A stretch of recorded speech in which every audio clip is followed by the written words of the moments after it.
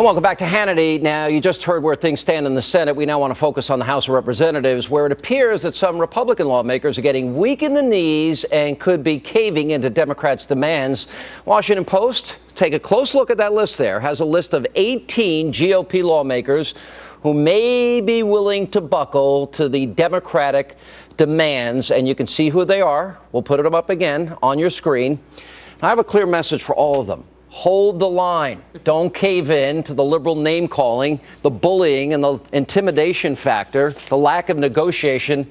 That's not why you were elected, to just cave and give in.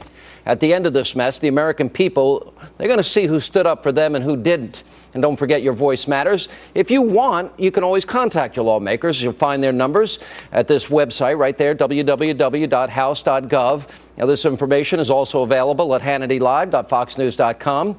There's so much at stake. Our elected leaders must hold the line. We're going to put up on the screen right now, National Review Online, put together the unintended consequences. This is why you need to hold the line. Look at this. IBM, 110,000 people removed from their health insurance plan.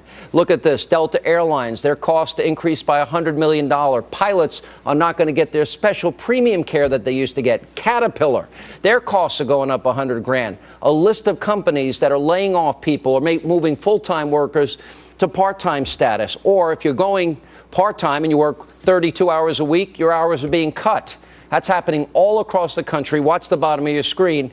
And this is why these guys got to hold the line. And joining me now with reaction to today's lack of developments in regards to the Obama-Reid shutdown, Congresswoman Michelle Bachmann and Congressman Tim Huelskamp. Congresswoman, I'm worried that some of your colleagues are buckling. They just want to capitulate, bend down at the altar of Reid and Obama. I'm a little concerned about it. How concerned are you?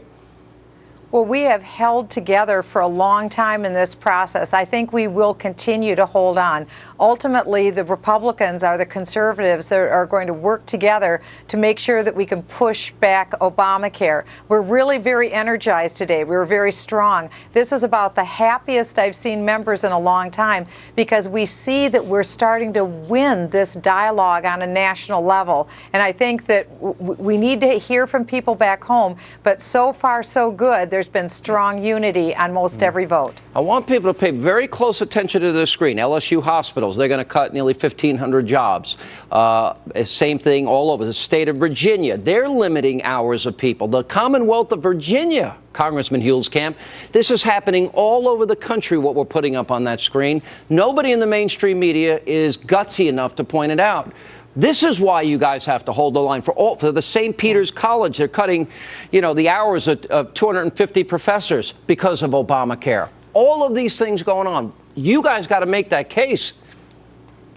Sean, in my local YMCA, they laid off about 24 folks. I mean, the stories go on and on. The president's engaging in politics of pain and pressure, and we just can't give in. But Harry Reid spilled the beans today, what they're willing to do, risk the lives of children and such. But the House has acted. We're going to keep open the World War II Memorial. We're going to fund that cancer research. We're going to fund the things that need to be done. Meanwhile, Obamacare continues to destroy our healthcare system, and we're going to have to push and fight back. But we'll see the fissures. The brakes are on the other side. I saw it on the House floor tonight. They're getting desperate on the Democratic side, and they are losing this battle, Sean. We just need to keep pushing forward. Well, that's the thing, and that's why I'm going to put up again the 18 Republicans that have indicated their knees are getting a little weak and their spines are beginning to crumble here. There they are. There are their names.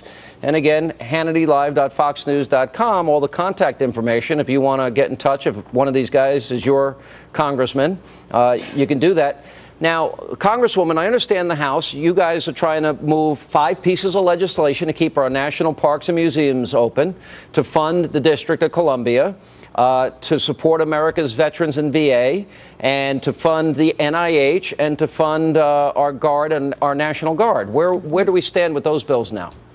Well, those bills are coming forward, and they're getting passed. They're getting passed with the support of all of the Republicans. And really, every fight has a symbol. And I brought something today for your viewers.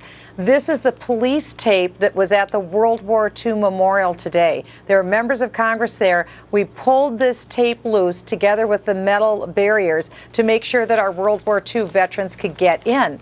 This is the symbol. When the government uses police tape to keep World War II veterans from visiting their memorial, there's something seriously wrong. That's our symbol that says we are for veterans. We are for children with cancer getting the research that they need. So one by one, we're saying to Harry Reid, what can we be for? Let's work together on what we're for. And all of the positive bills that you mentioned, Sean, we're for those, and we believe that that's something that Harry Reid and possibly President Obama should get behind too. You know, I thought I've heard a lot of really cold, heartless things in my life, but I don't think anything has been as awful as what we heard Congressman Huelskamp from Harry Reid today. He was asked, well, let me play it again. Everyone needs to listen to this, because what you're hearing here is partisanship at a really despicable level. Listen to this. Listen. Because that Head Start mom will never get it. Why pick one against the other? Why would we want to do that? I have 1,100 people at Nellis Air Force Base that are sitting home.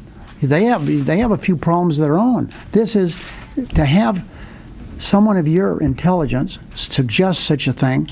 Maybe means you're irresponsible and reckless. What an angry, bitter. Jeez. Why would I want to help a kid with cancer and fund the NIH? Why would I want to do that? That's the Democratic Party today? Pretty heartless. Well, Sean, the president and Harry Reid, they chose this shutdown. This is their battleground, and he has spilled the bean. It's politics of pain, politics of pressure, and they will stop at nothing to get their way. They refuse to negotiate, to come to the table. They say our way or the highway, and Republicans, we have offered to meet with them again and again. We'll continue to do that, and I think the American people are saying, you know what? Senator Reid, President Obama, it's time to come to the table. Obamacare is not working, and there are plenty of things we can negotiate and compromise on, but you have to come to the table, sit down, and talk, and they have not done that. Hey, Harry, I have a question for Harry Reid. Well, how would you feel if it was your grandson or granddaughter or your child?